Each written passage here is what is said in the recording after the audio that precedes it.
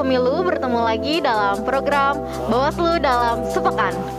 Seperti biasa, pekan ini saya ditemani oleh rekan saya Agung, akan menyampaikan berita-berita pilihan dari Bawaslu Republik Indonesia, Bawaslu Banten, dan Bawaslu Kota Serang. Untuk yang pertama, dari Bawaslu RI.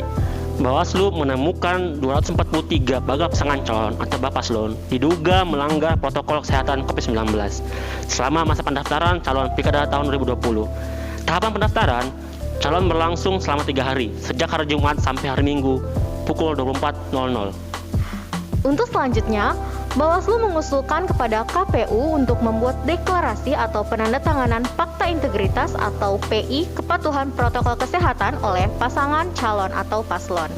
Usulan digaungkan dalam rangka pencegahan terjadinya penularan COVID-19 pada pelaksanaan Pilkada tahun 2020, terutama pada tahapan kampanye.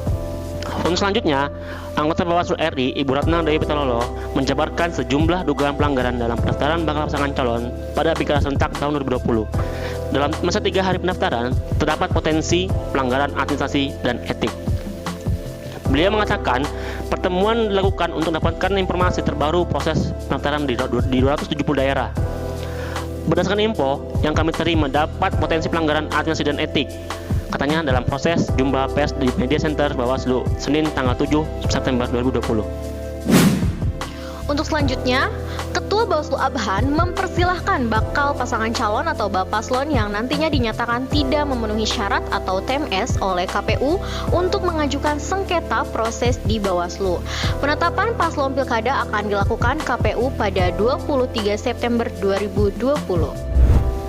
Untuk selanjutnya, Ketua Bawaslu Abhan berharap alumni Sekolah Kader Pengawasan Partisipatif atau SKPP menjadi pelopor memantau, terutama di daerah yang menyelenggarakan Pilkada serentak tahun 2020. Beliau mengatakan, saya harap tahun 2022 ini kita bisa dorong alumni SKPP yang satu dan kedua untuk menjadi pelopor pemantau Pilkada. Ujarnya saat membuka FGD atau Focus Group Discussion persiapan pelaksanaan SKPP Nasional Angkatan Ketiga di Jakarta Senin pada tanggal 7 September 2020 malam. Untuk selanjutnya, rapat persiapan pelaksanaan SKPP Nasional Angkatan Ketiga resmi ditutup.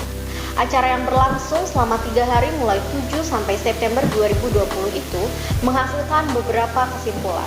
Pertama, dari total 20.055 jumlah peserta yang mengikuti SKPP daring, terjadi 100 orang yang berhak mengikuti SKPP Nasional Angkatan Ketiga.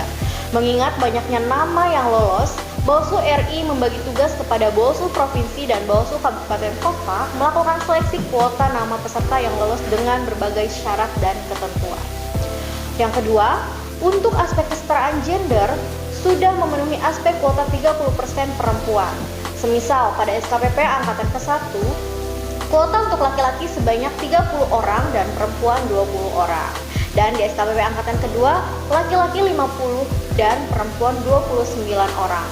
Dan terakhir, peserta yang lolos memenuhi latar belakang keyakinan, misalnya Provinsi Bali yang mayoritas agama Hindu, namun ada beberapa peserta yang lolos beragama Islam. Kemudian tidak boleh peserta yang lolos sekarang belum pernah mengikuti SKPP sebelumnya. Untuk selanjutnya, anggota Bawaslu Fritz Edward Siregar menyatakan pelanggaran protokol kesehatan COVID-19 bagi peserta Pilkada 2020 bisa dipidana, sebab walaupun tidak tercantum dalam aturan Undang-Undang Nomor 10 Tahun 2016 tentang Pilkada, namun ada aturan lain terkait wabah penyakit menular. Sebagai informasi, Bawaslu menemukan sebanyak 243 bakal pasangan calon diduga melanggar protokol kesehatan COVID-19 selama masa pendaftaran calon Pilkada tahun 2020. Sedangkan Fritz menyebutkan telah ada 67 paslon yang positif COVID-19. Nah, untuk yang terakhir, Pedoman Pengawasan Netralitas Aparatur Sipil Negara atau ASN untuk Pilkada Serentak 2020 resmi terbit dalam bentuk Surat Keputusan Bersama atau SKB 5 lembaga negara. SKB ini bertujuan menciptakan gelaran Pilkada 2020 yang netral, objektif, dan akuntabel khususnya terkait pengawasan netralitas ASN. Nah, itu tadi berita pilihan Bawaslu dalam sepekan. Jangan lupa tetap pantengin channel Bawaslu Kota Serang. Kami mohon undur diri, cegah, awasi, tindak. Wassalamualaikum warahmatullahi wabarakatuh.